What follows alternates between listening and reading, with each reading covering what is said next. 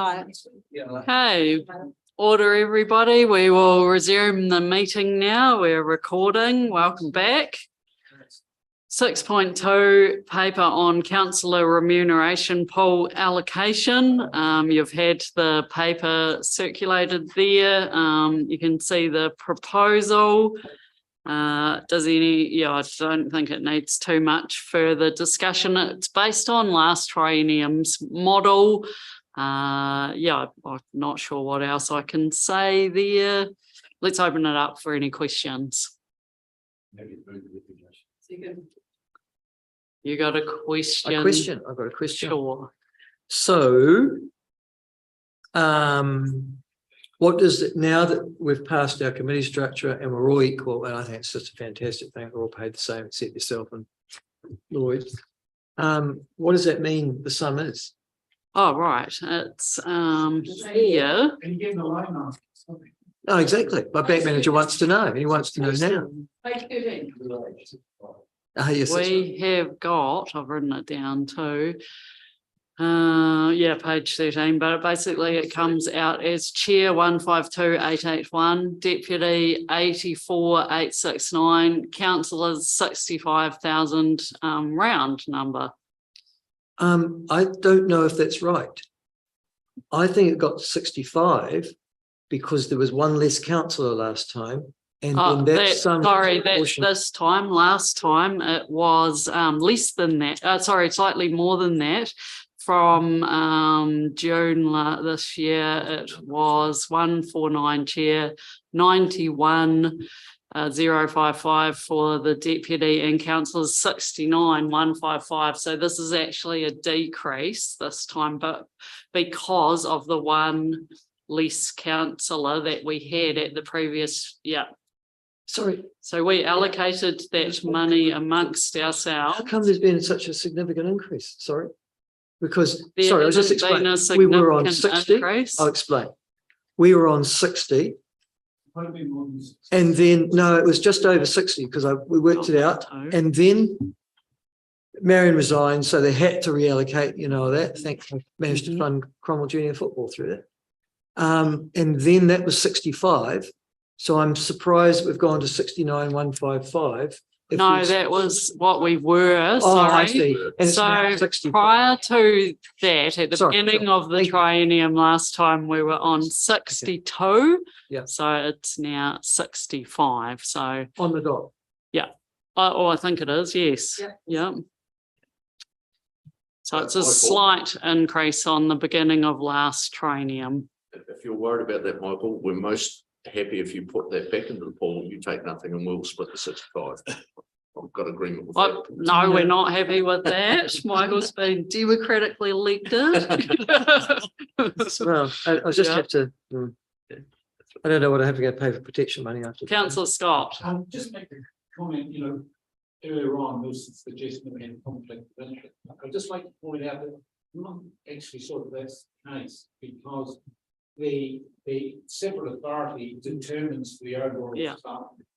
They determine the chair and the deputy chair, and we're simply just dividing. The only choice that I think we actually have here today is whether we have a separate chair, deputy chair with a distinction. As soon as we go to the co-chair thing, it's automatically an outcome. We're not determining any numbers per se. It's a requirement to allocate our full pool as well. Yes, exactly. There's some discretion, but yeah.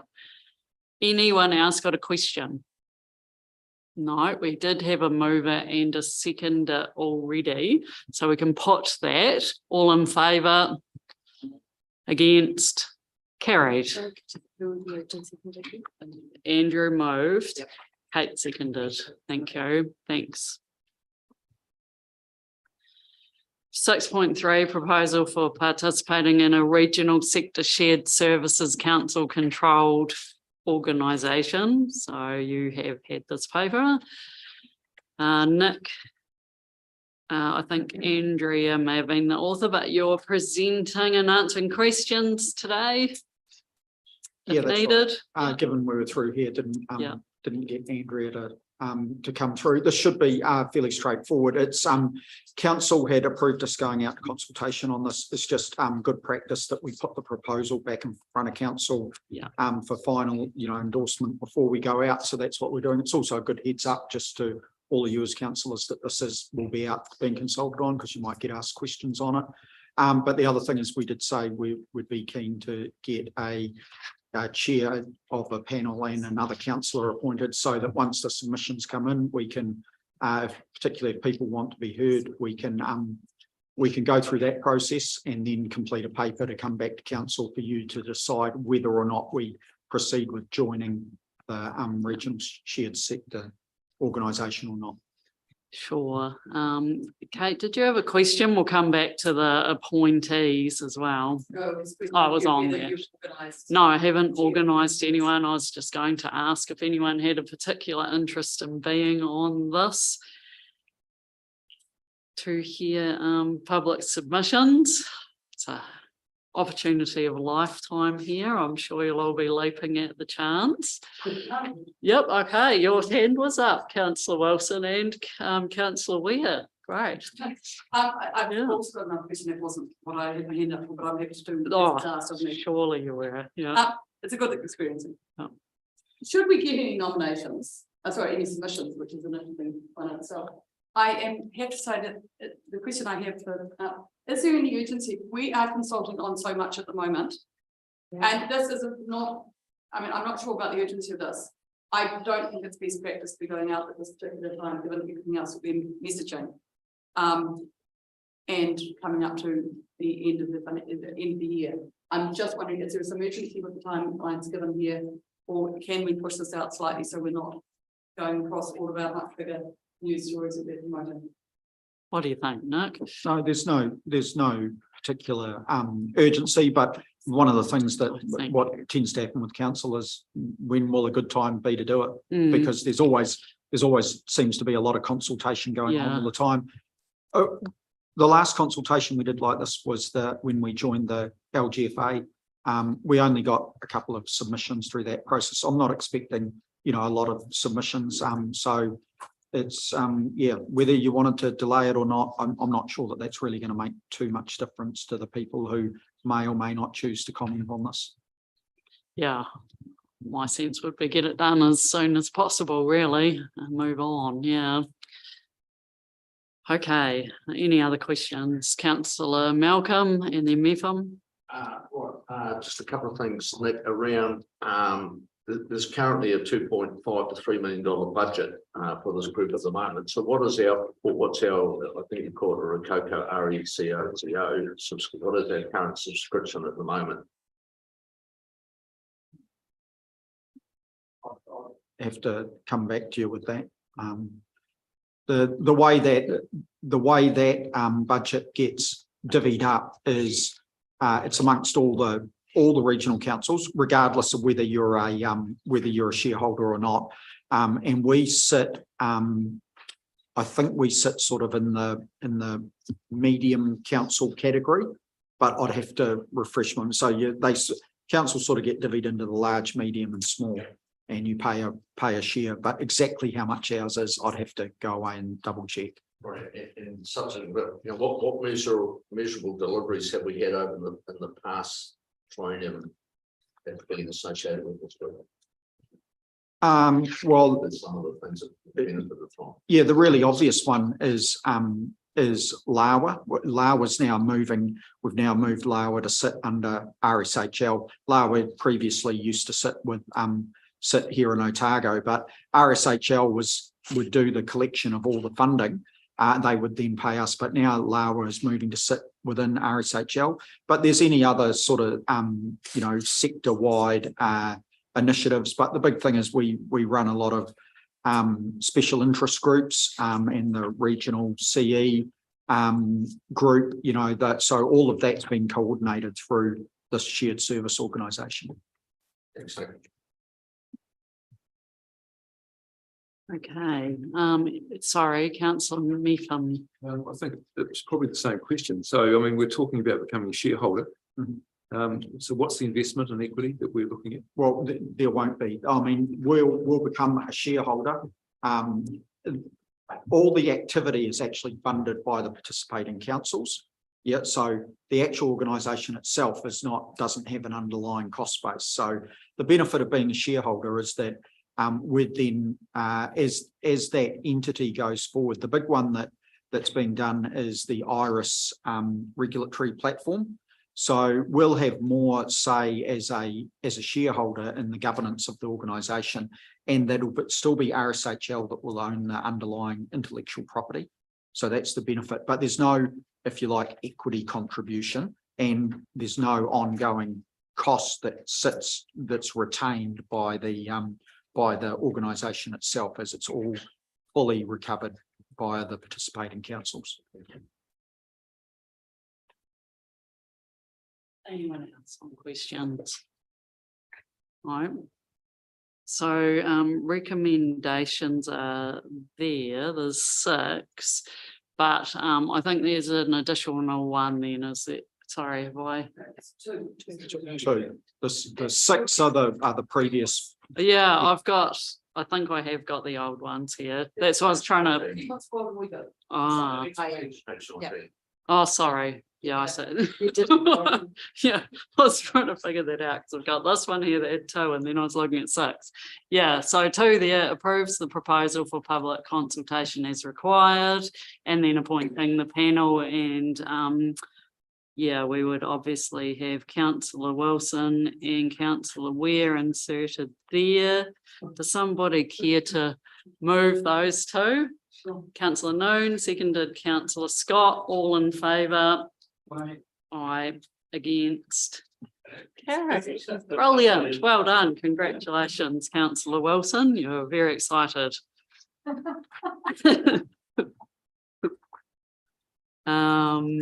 Okay, so the next one, oh gosh, it's gone crazy. Refresh of councillor liaisons for FMUs and sponsors for region-wide topics. Just grabbing that list. Di, I sent through some suggested ones, but we haven't got a screen to put that up and play with, which makes it a bit more challenging. And we have Anita and Warren. Oh, Anita and Warren. Okay.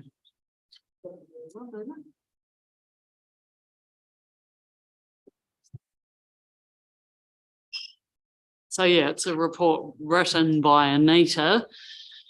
So yeah, we can ask questions about the stage we're up to and what's involved with these roles if we want as well. Councillor Laws. I was wondering, I was just, was pure, I'm closer to 100 Gary. And my children, all 3 of them, attend the Mount Aspiring College. Yes. So I would tend to be a more natural fit for the Upper Lakes Rohi. I'm put in Roxburgh at the moment, which is an hour that way, but it is only 25 minutes for Gary. It can be a huge lake. So I would, and yes, that's indeed, it's got a big issues around it, and Gary's right up to Lake Onslow and stuff like that. I wonder if we could swap, please. Yeah, we've just done Upper Lakes. Well, but nevertheless, I mean, it will carry on. We've only done the consultation. We haven't done. Roxburgh and Upper Lakes swapping over. Yeah. Okay. It just more naturally aligns, that's all. He very much put his hand up for Upper Lakes last time. Yeah, but he's very much putting up his hand for Is he? Onslow. Sorry, did I say Roxburgh? Roxburgh and Upper Lakes. Blue juice. Yeah, Gold juice. well, He's not here, so just do it anyhow. No, I'll just be sure. So we've got Michael Laws right at the top of the list on Upper Lakes. So we've only done one phase of the consultation. Got No, we've done 2. 2. And nobody else has really shown up for the Upper Lakes except Kate and Scott. Oh no, actually Andrew's shown up too. And these guys showed up last night. No. Okay, well then. So I want Bit more some naturally. commitment. You'd be keen to be in there. Yeah, absolutely. Yeah. So I don't mind doing Dunstan. I spend an awful lot of time. I spend a lot of time up there actually. At the moment. Yeah, well, I spend all my time up there. I live up there. In Monaco. No, I live Upper Oh, Lakes. that's all good. Yep, okay. Well, get me out of Cromwell. Right, I'll do That's a Cromwell. lot of people are I'll saying. do Cromwell. Also. Just Can't double get my checking own that back. I've got everything covered there. Yep, Oh, yes. Can you put me, because Gary hasn't. had it, You'll have to come that back. I'm thinking the Yeah. Go on, halfway Turn through. it Roxburgh, it's right in the Cook Mount Meadow or Newman. If he has a choice, because he isn't here though. To the cemetery. And when these spell his name correctly, it's with a 1 R. oh yeah, I always do that. Yeah, Should we make that subject to Gary's agreement? No, Because it's a bit unfair, isn't it? no. He's not here. I'm just. He's not reading here. you can't rock. You know, if I wasn't at the Mariah, you'd suddenly put people on the bloody Manafina reps on. No, right, that's right. yep, order, I agree that, I think there's been this discussion in the past as well. Gary isn't here today, we could revisit it later if it becomes a problem. Could be have an alternate, we've been fitting in anyway, so people like Councillor Forbes have been attending a lot up here. Yeah. And same with you, Councillor Wilson. So we'll make it happen. Thank you. Right. So you've seen those. Does anyone have any questions then on that list? You're aware what regional issues, regional overview, what does that? Landfills and cemeteries, it's a responsibility. Yeah, it's a big one. Oh, it is. Yeah. Oh, What, you know what is involved in this for the new councillors? All okay? Yep, good. Okay. Landfills. then. I don't know. What's the other got? Oh, Yes. that's Three Waters. Can't wait. Ryan, you've got a couple already. Yeah, the arrow was. Okay. Yeah, we said. People who are willing to help, that's great. I'm happy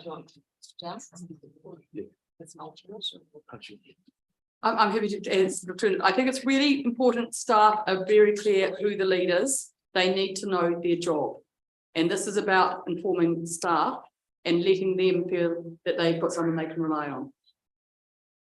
Thanks. Who else Kate. could you say? Yeah. I have a question of Anita.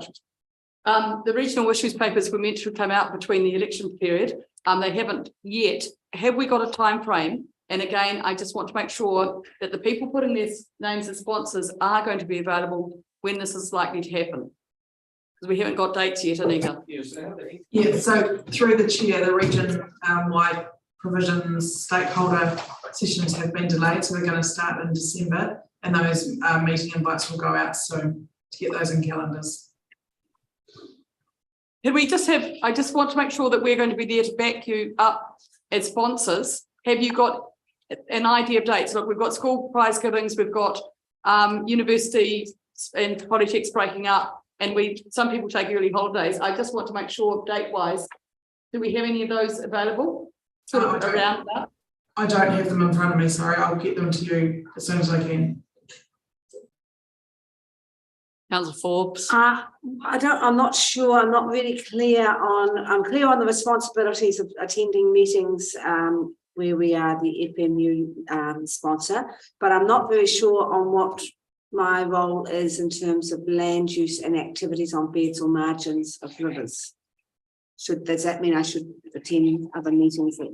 Yes, we have had a paper on this before, haven't we, at the last triennium on what was involved with those. And also, yeah, sorry. But we could go over that again if you like. Well, we'll need to for the new councillors anyway. So just through the chair, so that, and for those existing, for those previous councillors, you'll recall that for the RPS, every chapter had a sponsor, a councillor sponsor, just to sit and listen. So it's exactly the same model we've done for the land and water plan. So for those new councillors and for those just to recall, we've assigned topics. So our desire is that you sit in on those sessions we have with the stakeholders so you can hear the conversation, and then you can support that conversation as we translate it back to the rest of the councils and develop provisions. So you're our eyes and ears on the ground and the advocate for the topic when it comes back to full council. And often they might be Zoom meeting type get-togethers. They could be in person, but does that sound most likely, Anita? Yes, that's right. So we have, there'll be people coming from right around the country. So we'll have option of in-person and Zoom. But there are more than one session on any given day. So we imagine a lot of people will Zoom in. Okay, yep. Councillor Wilson. I'm very happy to move with the ability, given the timing, for the chair to make be delegated the ability to substitute should someone not be available. And that's all delegated to you. I appreciate it. Oh, right. Yep. Yeah. Because okay, I think it's cool. what would be awkward is we find out a date that you set up the only date available to some of these technical people and we're not available. So I think we need to have an exit strategy. So adding to 3, subject to if sponsors aren't, if named sponsors aren't available, then the chair can delegate an alternate. And that just means the process can continue. Just get that die on 3, yeah. Chair, I'm down. Yeah, alternative. You're happy with that, I presume? Yeah, that's good. Good thought. Yep. Okay, so you're happy to move that with that change. Somebody care to second that? Councillor Noon. Anyone want to talk further on this? No. Okay, we'll put that then. The 3 recommendations together. All in favour? Aye. Against? Carried. Thank you. What's the time? Oh, yep, that's good.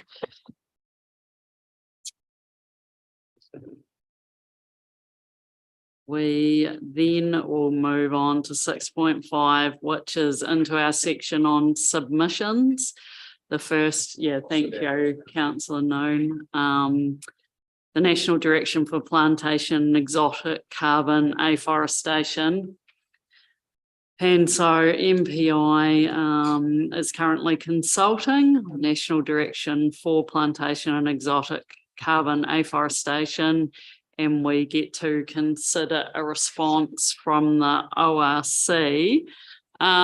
You will have received the draft, I guess, submission late last night. I think that's right, isn't it, Anita? So I also suggested that because many people probably haven't had time to give this the credit that it deserves, we could have an alternative recommendation here to set up some sort of subgroup that approves within the time frame, which is the 18th of November deadline for the submissions, what this council's submission would be, and running a process to ensure everyone can have a say on that. But in saying that, Anita, I'm going to let you talk about this one, and then we can have some discussion if people have got things they want to ask or talk about in a moment. So Anita, Warren, you probably leading this one. Have you got anything you would like to touch on? Thank you. Nothing in addition at the moment. I'm just really keen to hear any discussion that you'll have on this and how that might inform the submission that we ultimately firm up. Yeah, okay, thank you. Councillor Wilson. Paragraph 24 on page 33. I may be reading this wrong, and apology, Warren. First of all, digesting this has been fantastic because of your work. Thank you. It's you've done really well. To strongly support the current NPSPF rules applying to all afforestation, including carbon farming. Can I just check, does that include Indigenous carbon planting? And was that your intent? Because it's already onerous to put in Indigenous carbon forestry, and this would add a substantial cost when the risks aren't necessarily the same.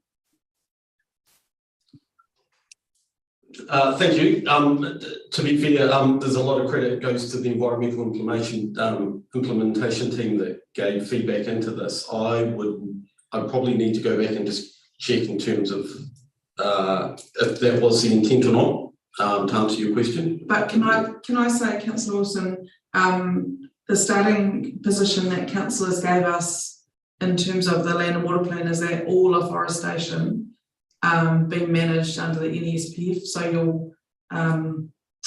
So so at the moment, you'll recall it only applies to pine forests, not carbon farming, plantation forest, sorry. And so the position that OIC took in the last submission is that it should apply to all forests, and we didn't distinguish. So what the point that OIC made last time was is that if you're cutting down trees, it has the potential to impact in terms of water quality and sediment loss.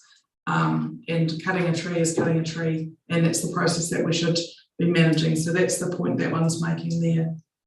I think the issue here is that the NPS PF provides for water, it provides for tracks, it provides for pest management, and those are different in a biodiversity and in an indigenous forest carbon sink than it is in a exotic carbon sink. And it occurred to me that we haven't differentiated. I appreciate, Anita, we've given you that lead, but I think if we're looking at regenerating bush, we may not want, it doesn't have the same fire risk, and we may not want tracks through it. And I'm just checking that we have thought, we've often thought about carbon forestry.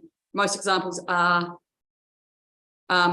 exotics, but we need to be looking at this, that we don't do an unintended rule.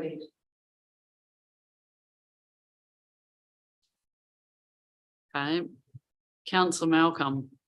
You just agree with that, but I'm really agreeing with where you're heading with that submission. So after reading it last night, there was just a couple of points. So your SNA assessment for planting, really, really good. Getting back compliance costs when we're monitoring, that's really good.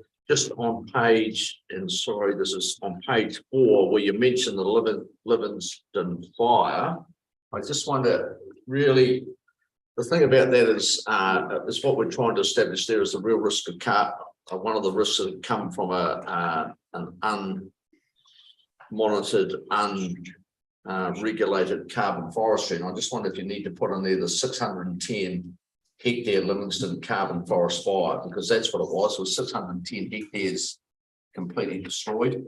And if you read the Fence report and the likes, that was around their inability to get through that plantation, their inability to source water, and yeah, just so I think we need to actually establish how bad that is.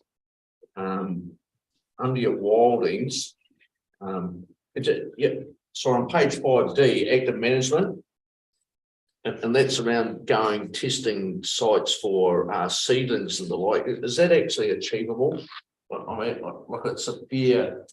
I understand what you're trying to achieve there, but so we're saying that we're going to have staff going and checking what seedlings are being dropped at different stages of the forest slides and where that's going. So sorry, so through the chair, so the first is we can absolutely add that 610 hectare Livingston carbon farm, those words in. That point about active management isn't necessarily ORC doing that job. It's just that someone should be doing it. So that was another point from our EI team, and we can clarify that that isn't ORC's role, but that it would be the role of the forester to be doing that. Yeah. Yeah. And we would be auditing that's happening, or someone would be auditing that's happening. And then we'd be able to recover costs as opposed to what you put in earlier. Yeah, so sorry, Warren and I are just having conversations. Cool. Yep. As it goes. So yeah, it would be part of the risk management plan. So that it would depend on the mechanism that was in the NES, but we have said that we think that we need to be able to cost recover, because it shouldn't fall. These costs shouldn't fall on the general ratepayer. Right. Sorry, just a couple more. So you're looking at putting stronger rules in for the species that were allowed to be planted and trying to discourage wilding. So why would we not actually say, in the carbon forestry sense, why would we not just simply exclude exotic plantings in carbon forestry? Because in 60, 70, 80 years' time, when we've got a, if you look up the pig root, all the wildings from the pig root were started from radiata that was planted 60, 70, 80 years ago, and it's spread from there. So if we excluded them from carbon forestry and only had indigenous species, we wouldn't have that issue. You wouldn't have carbon forestry. Yes, you would. It's just slower. So through the chair, to be honest, that's not an idea that we'd contemplated at all. It's not anything that we've had policy direction on from you. We can look at it. I'm not sure how successful it would be. The NESPF has been promulgated to explicitly support exotic plantation forests, and it would completely change the scope and nature of that NES. But if there's councillor support for us to look at that, then we can add that into the submission. We just need some direction from you. Yeah. So I suppose like under ECAN, there's already consents for forestry up in ECAN now that actually have, and as I just sort of trying to ascertain whether that's where we're heading around. These are Douglas fir forestries that the owner of those forests have now got to clear. I think it's 15 hectares from that forest. So over the lifetime of that forest, they've got to ensure that there's no seedlings migrate to any other parts. So is that, are we going to be assuming that same sort of ruling, or are we hoping that will come from a national direction? So I think I think what you've done there is make the point that I was going to make, is that we need to separate between what's in this submission and what might end up in the Land and Water Regional Plan. And we know that we do need to do some of that work, but what that looks like we haven't done. But we also need to look at ECAN's model to see if it might work in Otago. Yeah, and sorry, and another one on what I don't see in the submission, and I may have read it wrong, but and it may come under Part B, controlling locations. You got water short. I'm just going back to the water short catchments or low rainfall areas. Will there be enough under controlling locations to have provisions for environmental effects? So we, as we've done at Hazeldean, or we didn't do at Hazeldean in the Katarui Ranges, where it's now extensive, and that will diminish water supply. Where will those rules come in if we're not putting them in the submission? Yeah, I think Councillor Malcolm, that might be a good point. We've certainly mentioned it in the last submission. On the last one, yeah. Yeah, so we can add that in there as well. Yeah, and it's probably not just like, it's probably also small catchments, because a smaller catchment all of a sudden has major carbon forestry in there, or even major forestry, how much that actually changes and affects the biodiversity and the likes of that environment. Thank you. Councillor Mepham, Forbes and Scott. Anita, there's a lot of reading to do here, and I'm having a few problems with my diligent in the iPad, but could I just ask you to confirm that what I thought I read was that there was a submission proposing to exclude exotics from the ETS. Is that correct?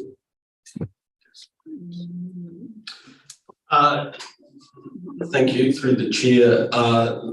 Sitting here without it quite in front of me, the recall is there was a proposal under the ETS was to exclude exotics, and the ORC submission proffered the angle that it might be best to leave some wiggle room with the right tree in the right place approach. Yeah. Obviously, the ETS is a different mechanism to this. Yes, so Councillor Mepham, that was a previous submission which we haven't. I think it was. Attached. I think it was appended. Was it? I think I attached it along with many other documents, as you've alluded to. Yeah. No, that's if that's not there, that's great, because Yeah, in a later document you were talking about farm emissions allowing ETS through exotics, but no, that's good. Thank you for that clarification. Alexa, are you ready? Yeah, I think so. I'm just, a little bit, I'm wondering if there's a way, the AHICAR graphs that you kindly sent us this morning, Kate, and I'd forgotten about these, and they show, and you may not be across this, Anita and Warren. Oh, you sent it. Oh, good.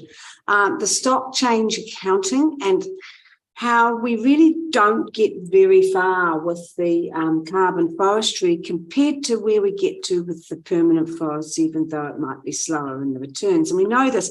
And I'm just wondering if there's somewhere in this submission to refer to that work. I mean, it really shows us, you know, there's an average accounting system or a stock change accounting system, and neither of which do as well over time as permanent forests. And I wonder if it's more about that than actually stating what the tree is.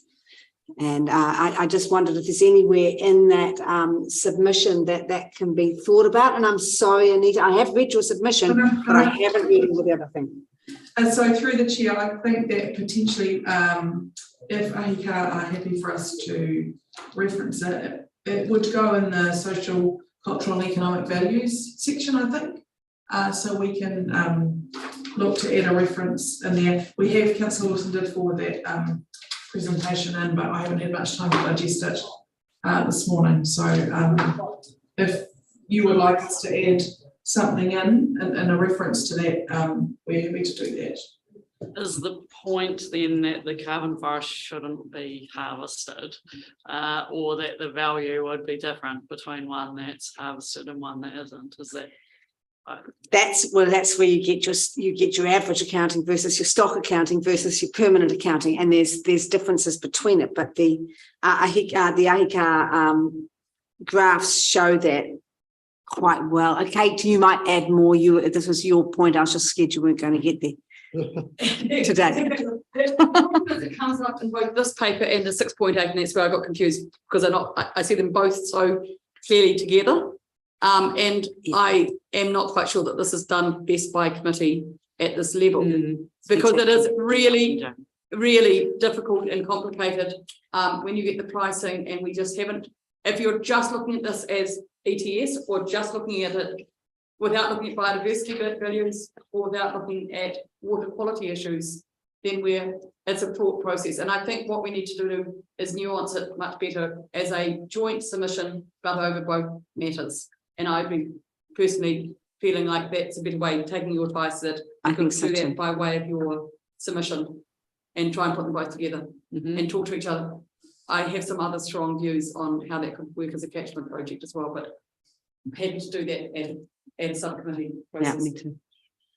Right, okay, yep, and I think everyone's got a range of views that they're wanting to give on this matter exactly, so we'll give everyone a chance to say something, but it looks as though we are going to need to do a subcommittee type, well, it's not a subcommittee, some sort of delegation here to make a final decision and bring everyone's ideas together. Councillor Scott.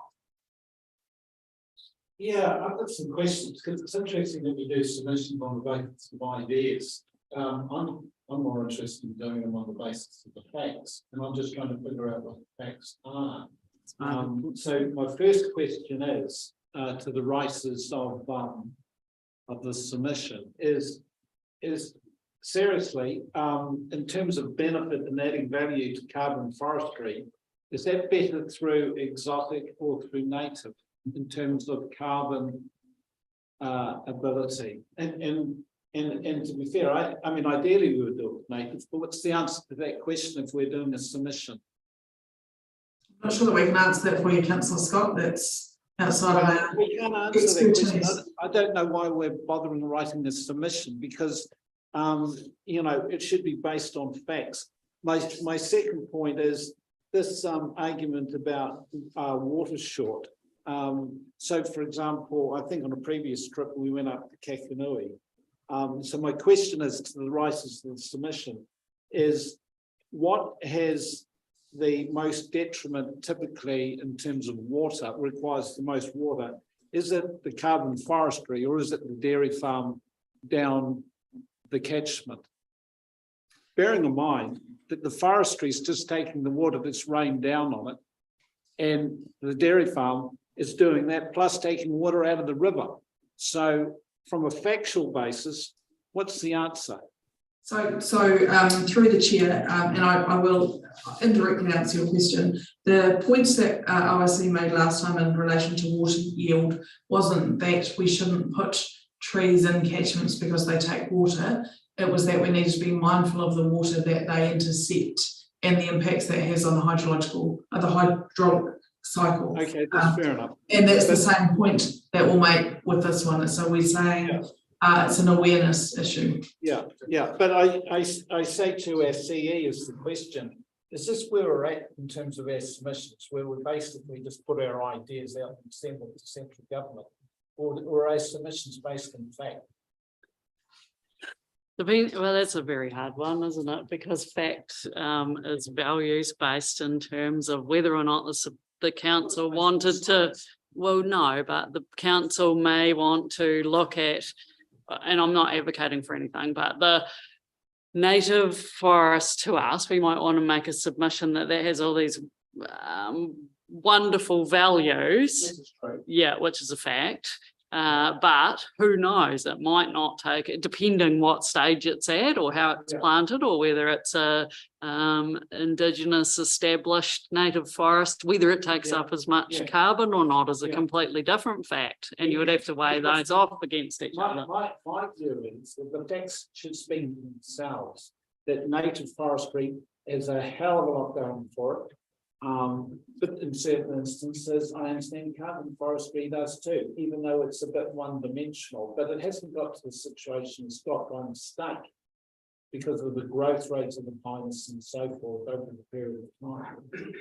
Anyway, I'm just saying, I'm disappointed if that's what, that if we're not basing our submissions on fact, people will stop point reading. well made. Yep. Good. Some other people had their hands up over here. If there's someone who hasn't spoken yet and really wants to, that would be a good opportunity. No. I think that perhaps the greatest risk is carbon forestry. It grows faster, twice as fast as native forests. It will always be the first choice when it comes to claiming carbon credits, and land is being purchased for carbon farming.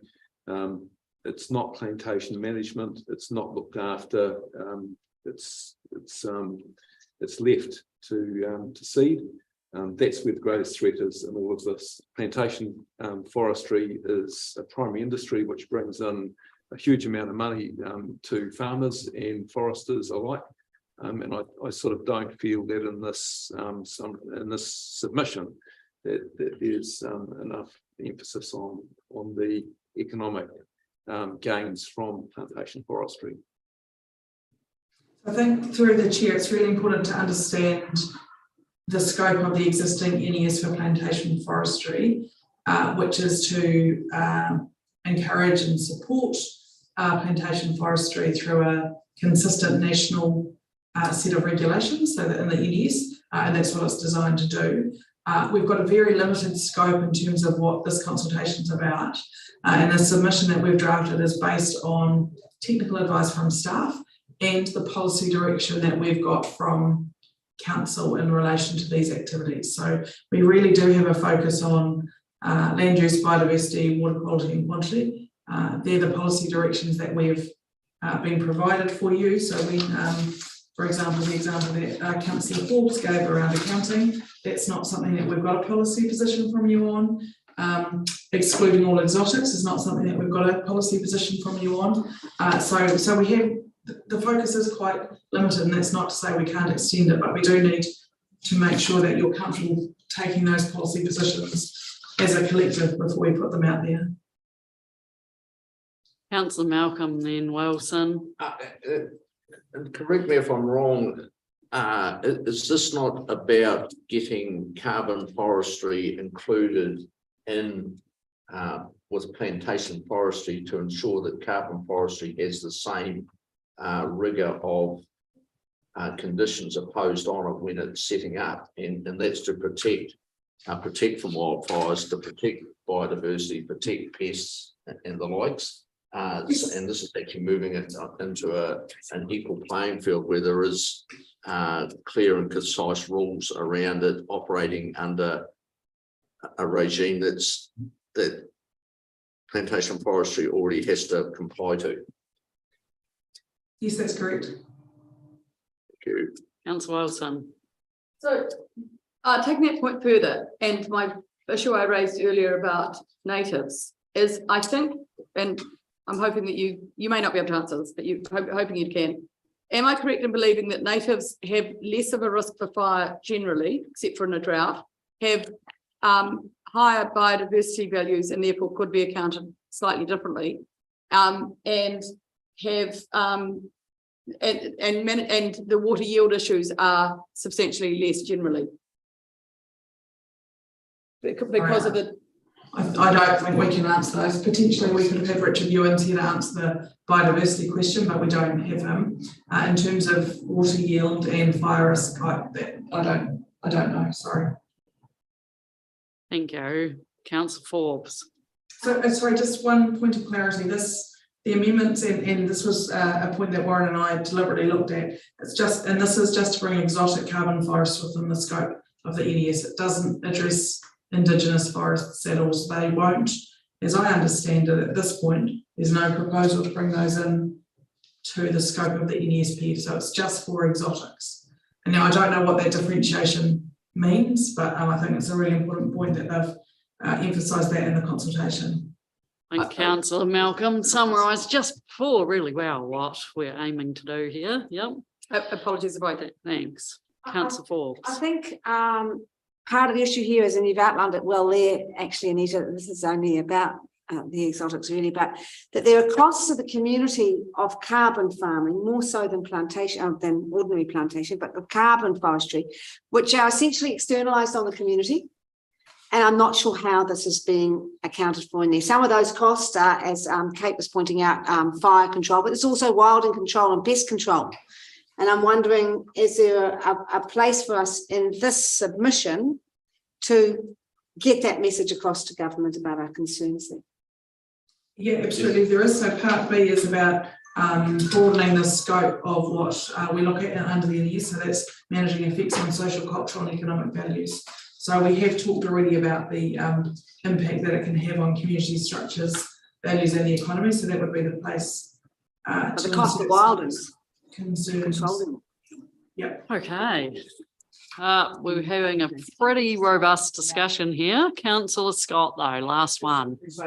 I agree with Councillor Malcolm, and I support getting the exotic carbon forests into the NESP. I think it'll be a constructive thing for all the reasons outlined. Very good. Awesome. Yeah, thank you. Some good feedback there. Right, so we did have some recommendations and perhaps some altered ones there. If you're all of a mind to have the submission signed off through some process, I could either do it, Lloyd and I could do it, or we could name a subgroup to do it.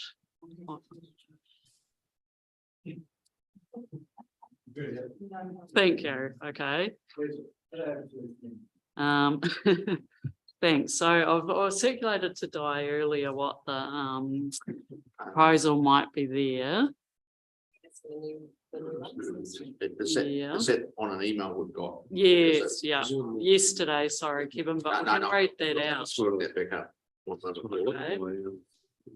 Came from me. Sorry. Yep. Photos. Do you want me to read it out? No. So 1 is notes this report, 2 is notes the draft submission circulated on the 8th of November, yesterday, 2022. Delegates to Chair Robertson the final approval of the submission, which will be lodged with the Ministry for Primary Industries on its proposed, Thank Bob, before the close of submissions on the 18th of November, 2022. Somebody care to move that? Councillor Forbes. Yeah, seconded Councillor Weir. All in favour Aye, against, carried. Thank you. There'll be a break at some stage, but I'm thinking it's 3:30. So I just wanted to note as well, sorry, I think we had Fleur Matthews with us as well online, but it's difficult to see. Oh, yes, I can see Fleur there. Hi. Kia ora. Now, Fleur is a seconded policy manager from Greater Wellington. So it's great to have you there and for us to all be able to see you and meet you. So I was a bit remiss to say that you are actually with us as well today. So welcome. Thank you. Thanks.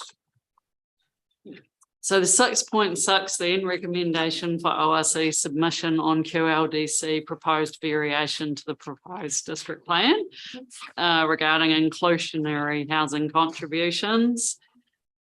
Yeah, it's self-explanatory really, and you have received that. Author Warren again. Kate is actually ready to move that, and Alexa is ready to second. Does anyone have any questions though? Yes, I do. Yep. Sorry. We'll take it back then. Yep. Council Laws. It may well be a laudable social objective that's at play here, but I'm struggling to see why we ORC submitting on it. It isn't our natural area. If it was flood hazards or something like that, I could understand it, but we're essentially getting into the affordable housing issue, which has been quite a political issue up here. I have to say it, by CODC, much less at QLDC. And I'm just inquiring as to why we've moved into that space and whether or not, and maybe it is, we intend to keep on moving into that space, not just of affordable housing, but of other issues in which we take a social/political view of an issue that isn't of immediate relevance to us. So I'm just it's asking a that good question. Fleur, I don't know if you're the right person to ask that to, or it's Warren in this instance. I might answer that if that's all right, Chair. So Councillor Laws, there's two main reasons we've 2/3 main reasons that we've drafted this submission. One is we have responsibilities under the NPS for urban development.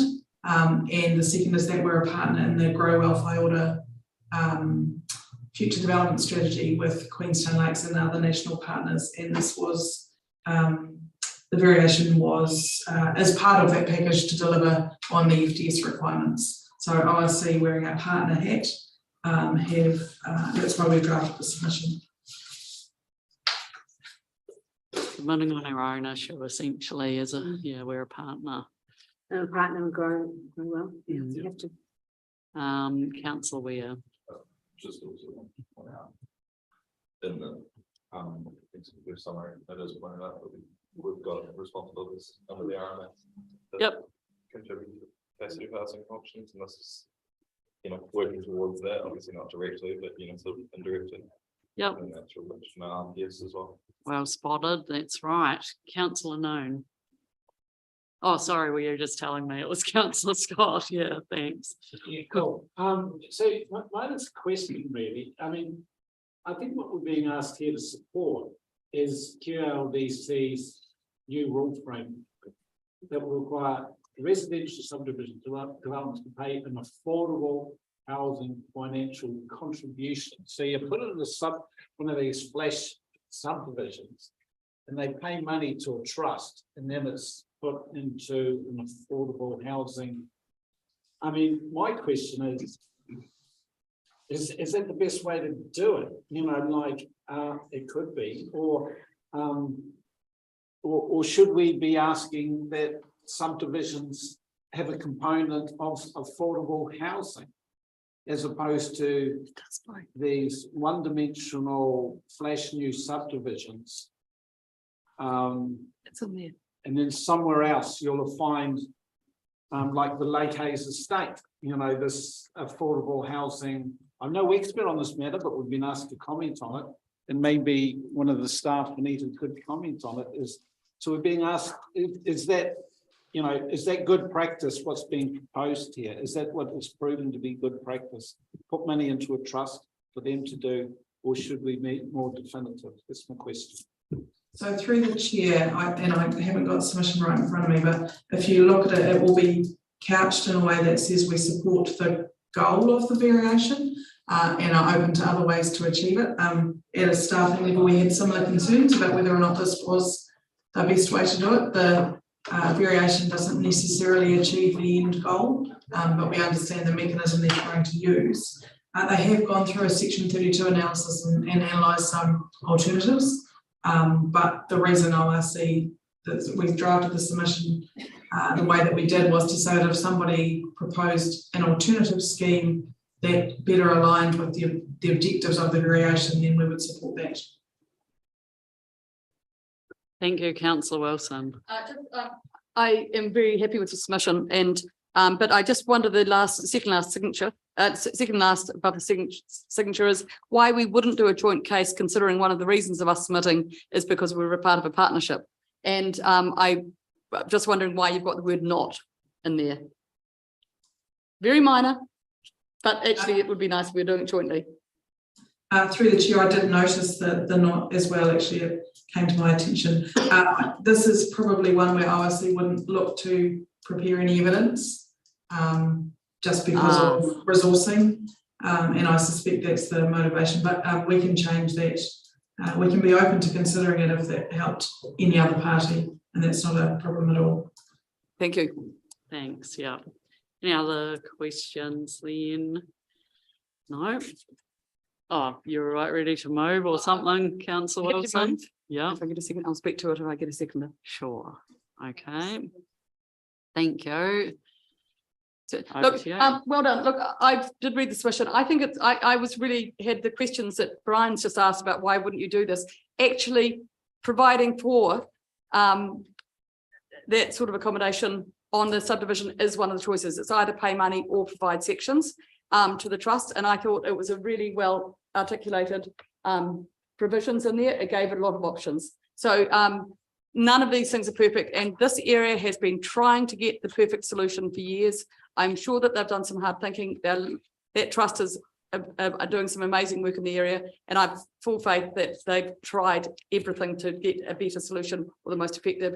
And this is the next one they have to try. So I'm really happy to support this. And it is an area of work that we certainly have a role in, given the responsibilities under the urban development area.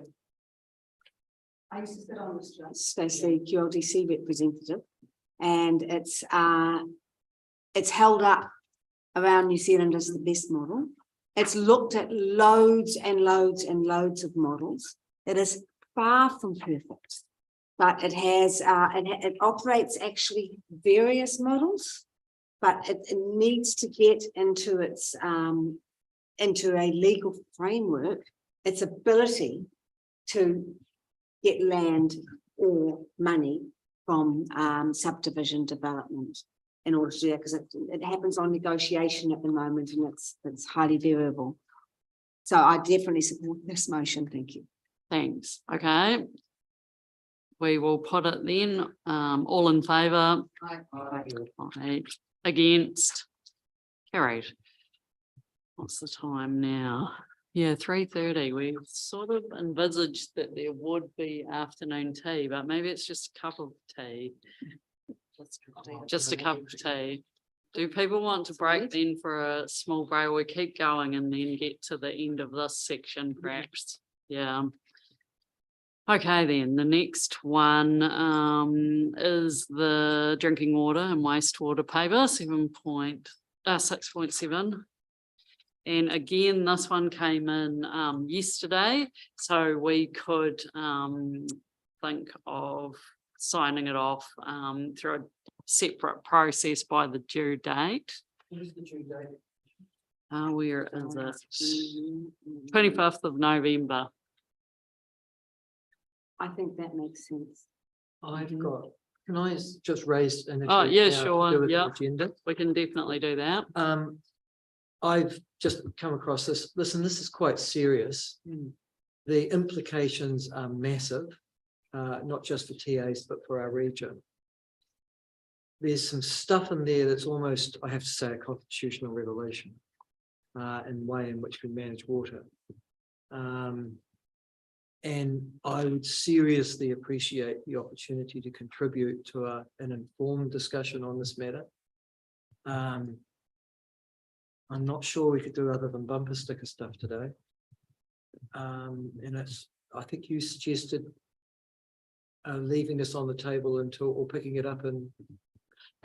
We've just done, sorry, I think you missed the last Oh, bit, but sorry. there was an alternative recommendation that we, well, basically last time it was that the chair signs off submission before it goes, but we could have a small group or whatever as an alternative to the recommendation that's there.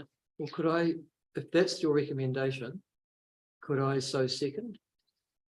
Sorry, the second, the small the group small or the group. chair? And could I volunteer my services? Mhm.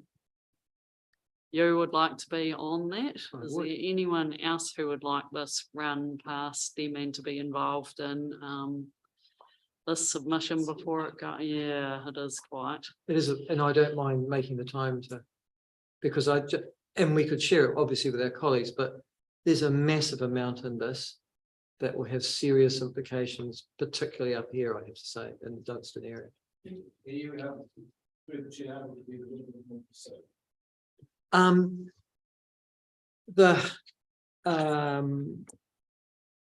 have a look at the national policy, if I can take you to page, Te Mana o Te Wai is a new way of doing things. It basically suggests, can I say, that science is subordinate to, if I can be honest with you, and it makes it quite clear on pages, my page, oh God, what is it? It's my page 9 and 10.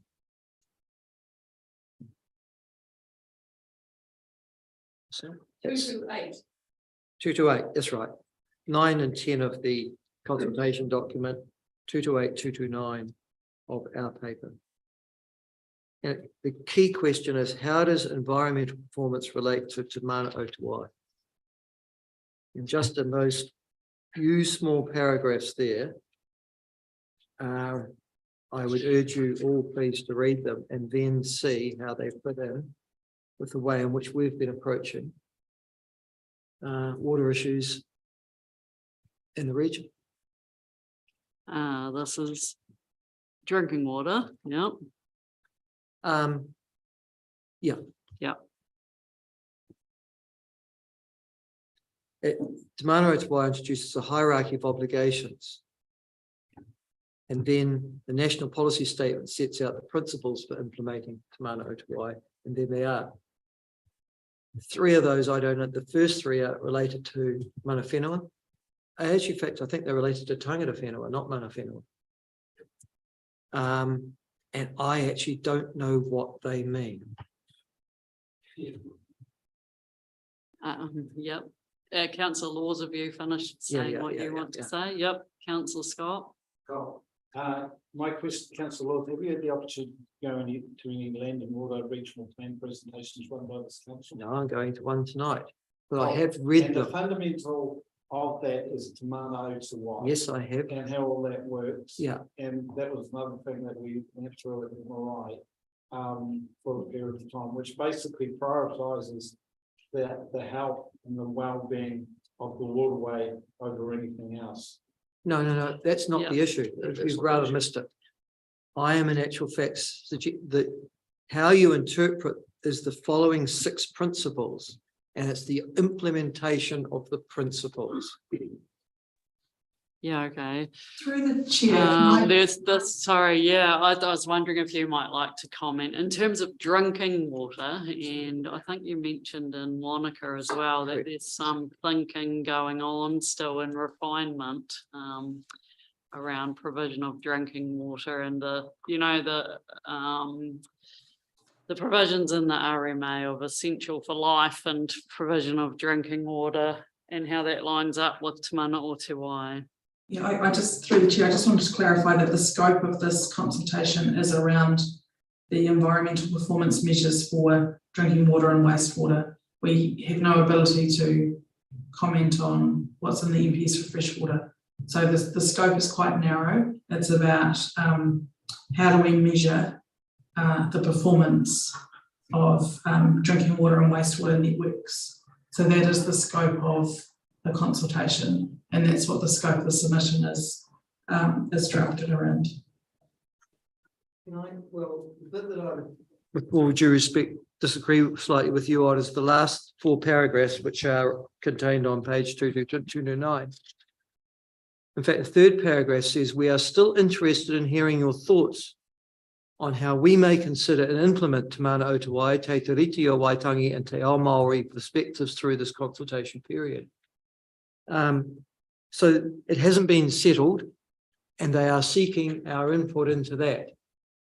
Now, given that if you look up a bit, you will see in the 2nd paragraph, it's important we take the time to get this right, it sure is, as the measures we incorporate for a Te Ao Māori perspective will require a shift in mindset and a change in approach from the way data has been collected and analysed in the past. Now, again, I'm asking the question of what does that mean for us before we write and put in a submission that says we support this. I've got no idea what the implications are for us or for our region. I guess that might be part of the submission. It's unclear. Yeah. So. Well, it's a bit more than that. They're saying we want to do it this way, but we're really interested in what you think about this. And I don't see that in our paper so far, and we haven't had that discussion. And I'd like to have it. I'm just trying to think of a way forward here. I know you and I and anyone else who might like to be on a group could do that. Coming to a decision on what our submission will be, given the limited scope. Yeah, and time, we can do our best. Yep. Councillor Somerville. I was just going to say, in thinking about what Councillor Lawson said in terms of that shift of mindset in Te Mana o Te Wai, I think I would see that in the old approach was our approach to say, if we were looking at measures happening around freshwater, what harm might this do, what effects might this have, to change that question in Te Mana o Te Wai, which is now, how will this enhance the mana or the quality of the freshwater? And I would have thought that was probably that change of mindset and approach that referred to, that Michael might not do that. It's explained by him last night. Right. We're getting into quite a discussion again. I'm sorry. That's I right. know No, it's that's an fine. important matter, Yeah. but does anyone have anything new that they would like to bring up now? Probably Michael Laws, I'd imagine, but yeah, no, I know you've got a lot that's in your head that you'd like to share on this. But Yeah. I don't want to do it Yeah, now. yeah, I mean, no, that's yeah. right. Yep. Anyone else then want to do something now, raise anything? No? Okay, 3's probably enough to keep it tight He's unless also there's chair- somebody, yeah, who really, exactly, chair of, Regional leadership. yes, Yeah, so you're perfect. So I know. doesn't that, But that doesn't mean that we've got to capture the submission process. We may actually roll to set up a separate group to actually assist in this whole submission process. yep, I think that's Would you where we're like getting to, the second separate or group to sign this off will be, by the sounds of it. Yep, me and Michael Laws and Brian Scott. If everyone's happy and wants that and nobody else would like to do it. It's going to be tight, so I think a small group would be helpful. And yeah, the scope is limited. So the recommendation is similar to that other one that we just put forth before. You've got that there. Yep, it basically says 1, notes the report, 2, notes the draft submission circulated on the 8th of November again, delegates to Councillor Laws, Councillor Scott and Chair Robertson the final approval of the submission, which will be lodged with Taumata Arawai on its proposed thing we've just read before the close of submissions on the 25th. Okay, well, somebody care to move? I can move. I think I did that before. Councillor Wilson seconded. All in favour? Aye. Against? Carried. Thank you. Oh, thank you. Sure.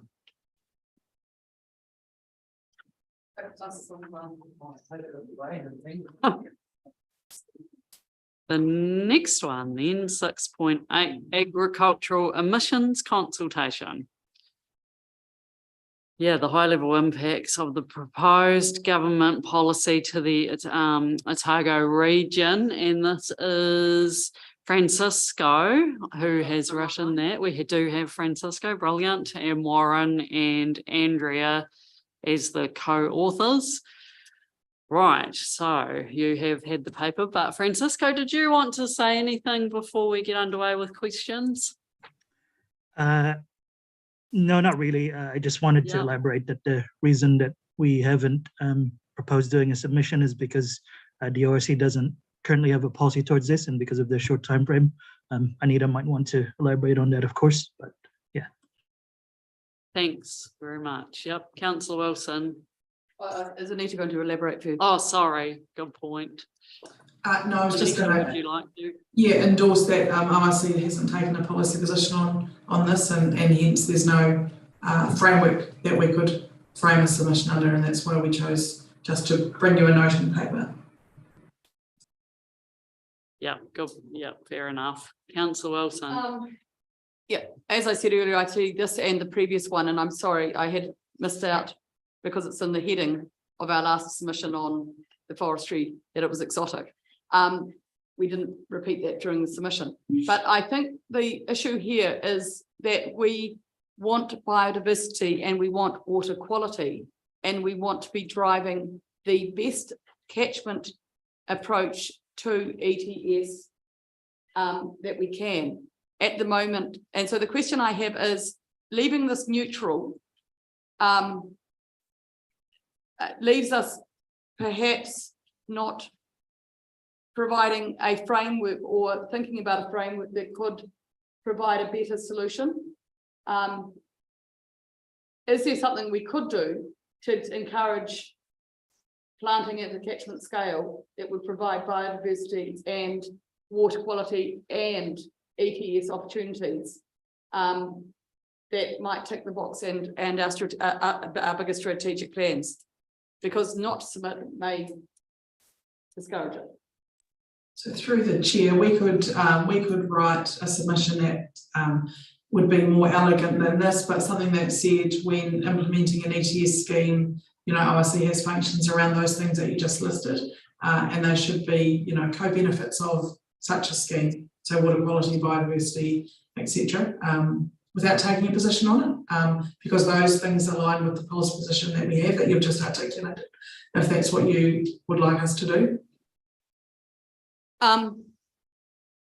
Thank you. Look, when you see that AHICA, and this is where I was going to ask about that information, the cost of doing Indigenous plantations, but not valuing the ecosystem services that they provide, means that it's really hard to see people investing in that.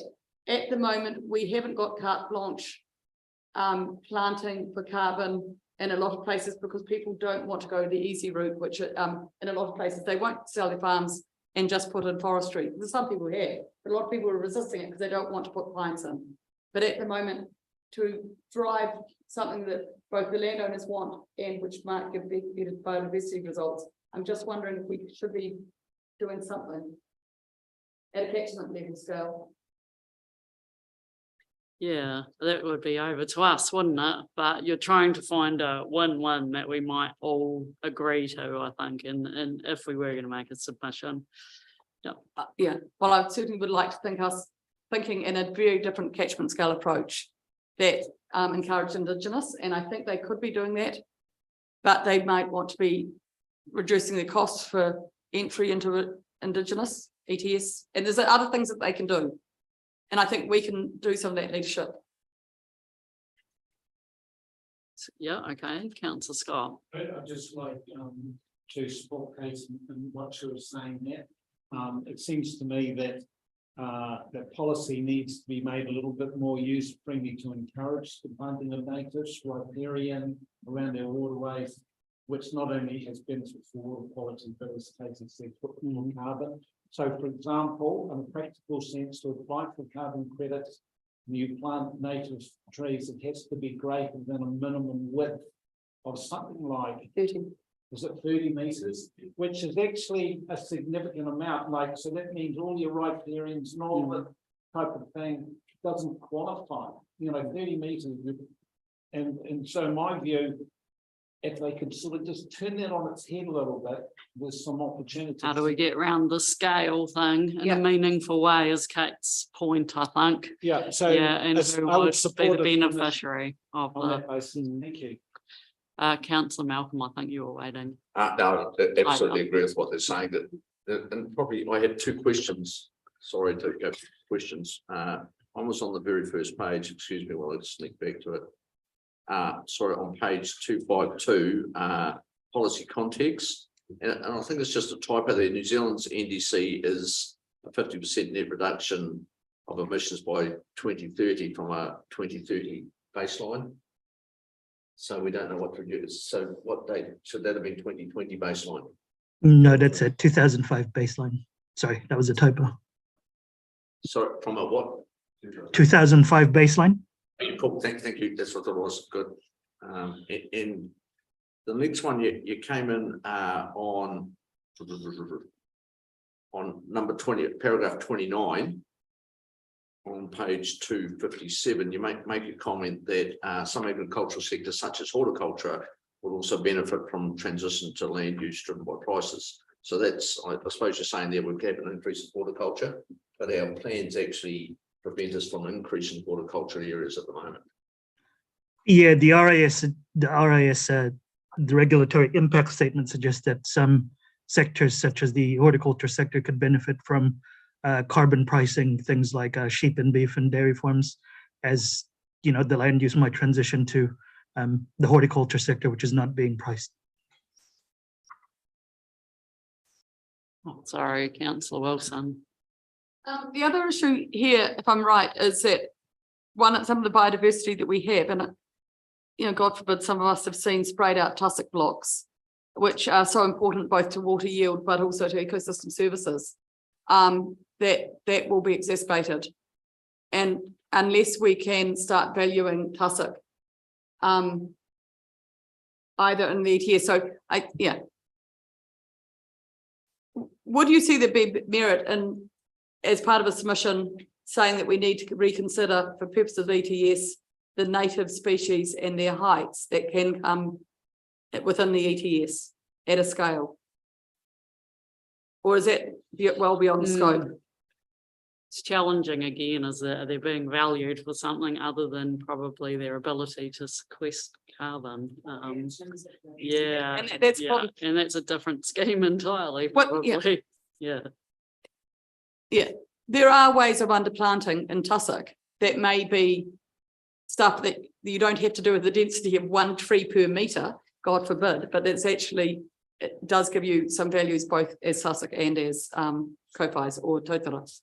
That, yeah. Francisco, though, sorry, did you want to comment on Councillor Wilson's question around tussocks and natives and how we could better account for them? There is a consultation question around carbon sequestration, but it's worded quite narrowly around, let me just double check what the question is.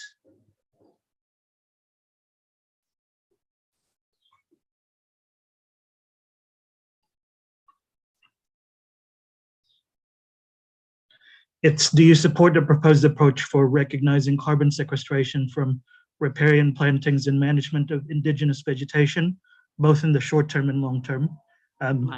Could potentially squeeze something in around that. Yeah, it's pretty much a yes on that one from our council, and probably not too much more. Really, I mean. Can we move that we get a working group in similar ways to the previous one to work on a submission that meets the objectives that already exist that we have as a council? Can't go outside of that. I appreciate that, but I think we've got some real opportunity here to show some leadership and doing this at a catchment scale to meet both biodiversity, water quality and ETS opportunities. and control it. What's the timing here? Remind me of that. So 18th. the submission 18th of November.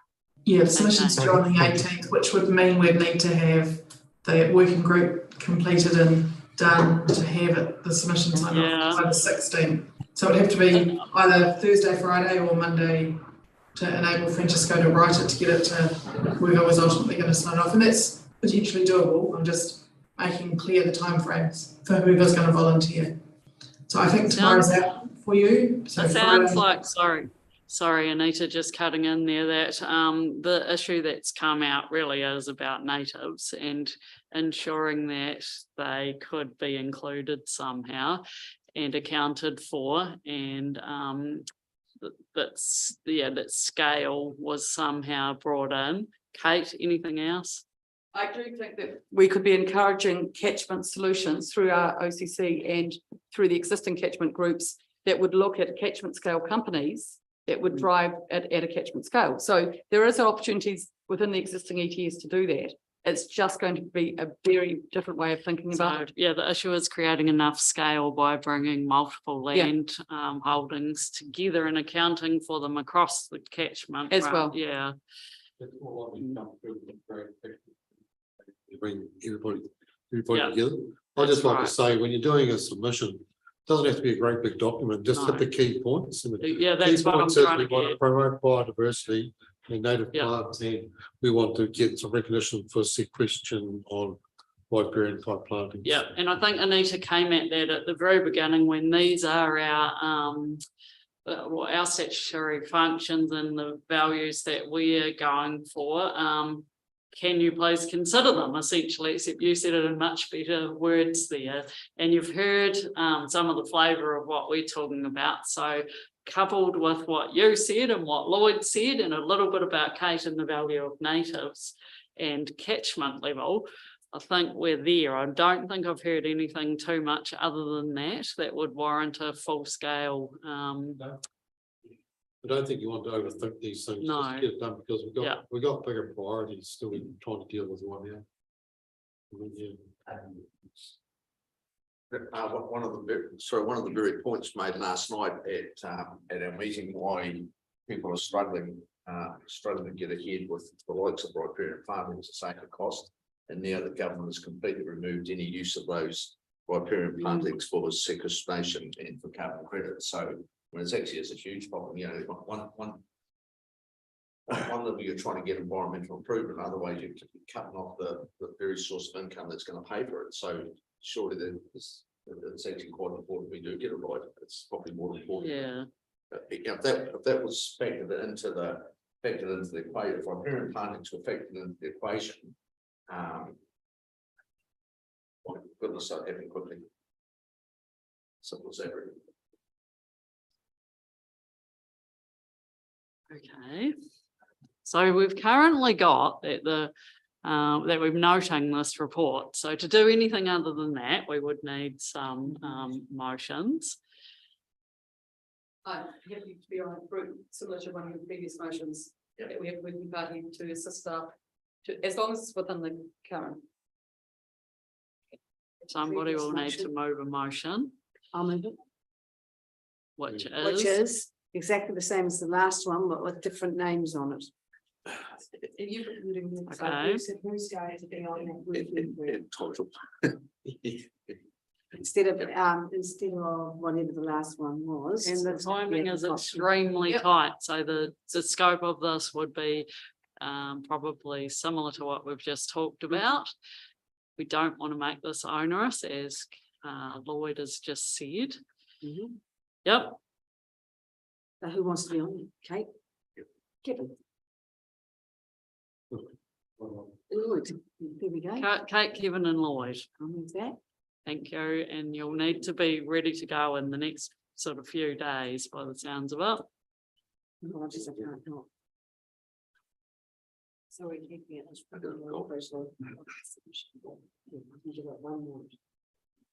was one other one. Francisco was. Oh, sorry, Francisco. So can I just clarify that the submission would just be focusing on the sequestration part? It wouldn't comment at all on the pricing of agriculture emissions, other than the sort of narrow commentary about what our perspective was on recognizing a broader range of sequestration for one of the consultation questions. Because there's about 15 consultation questions and only one of them concerns the sequestration, which is absolutely fine. I just wanted to clarify that that is council's intent. That's our intent so far based on our discussion. Yes, I think it's opening a whole can of worms that this council probably doesn't need to get into at the moment. On the rest of it would be my sense, but Kate, have you got your hand up on that? I think we can foreshadow that there are some other things that are happening and submit on one of the things at the moment I think costs $300 to register an ETS, or no, $100 to register an ETS block. I've never done it. Others will know. It's about to go to something like 1,800 through an EPI. That's whether it's, all of these things add up, and we should be actually giving this is an opportunity of saying, for natives, think about doing this in a different way in order that or offering up a pilot even of how this could be done differently, that you get a better result. Cool. Yep, that one's different from agricultural emissions. We're back to natives again, so that's good. Yep, we've got that one covered, I think. So we've got the recommendations there. Notes this report delegates to Councillor Wilson, Councillor Malcolm, Councillor McCall the final approval of the submission before the close of submissions on 19th of November. Oh, sorry, 18th of November. Yep, I think that covers it. Okay. So, and who's moved to that? You've moved it. Kate seconded it, did you? Yep. All in favour? Aye. Against? Carried. Thank you. We have got chairpersons and chief executives reports. My report there has been tabled. It's been a busy week and a half since our last meeting. Just wanted to formally recognise the work of previous regional leaders in this council. So I've noted there the work of Marion Hobbs and Andrew Noon as chairs of this council. I mentioned at the last meeting as well their valuable contributions, but just want to get that in writing, along with Deputy Chairs Michael Laws and Kevin Malcolm, and for their work as well, and also formally acknowledging Carmen Hope for the work that she had did in the Molyneux constituency. Just a little bit of thought about the triennium ahead and some notes about things that have been going on, including our fantastic Noho Marae. That was brilliant, I think, to get to know people, and going straight from the meeting into the marae setting and being hosted felt a bit of an honour, really, to be looked after so well and cared for. And I think we all felt a lot of strength in the partnership. It became very real that in any relationship, having someone standing next to you in partnership is just so valuable. You don't always have to see the same way, but to be able to share problems, discuss things, and to have a real partnership, became just really cemented through that. So I thought that was great. And just some other things like having got straight into Queenstown as well. And thank you to Pim so much for helping me to get my head around the role and what's on our plates for the council, and getting me out and Lloyd out into Queenstown, where we met with Glenn Lewis and the Southern Lakes Sanctuary Trust, which is fantastic. I know Councillor Forbes has spoken about that before, and we've heard from them before, but amazing with 87, I think it is now, groups all brought together, and the way that they maximise on the synergies by planning and assisting to target the action of those community groups to get maximum environmental outcomes, which is brilliant. Yeah, went to some, and we've got a lot of Rohi and FMU meetings going on. So thank you very much to everyone that's been giving up a lot of their time to get involved in that.